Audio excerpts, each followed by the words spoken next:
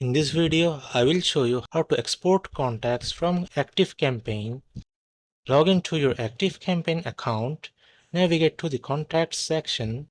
In the top right corner, next to the Import button, click on three dots, select Export from the drop-down menu, select the fields you want to include in the export like lists, custom fields, accounts, scores.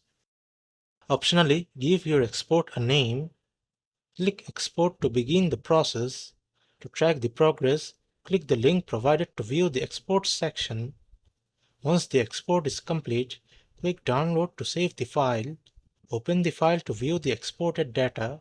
It will include details such as email, creation date, and any other selected fields like name, phone number, IP address. You can now use this CSV file to import contacts into other platforms. So now you know how to export contacts from ActiveCampaign. If this video helps, like, share, and subscribe.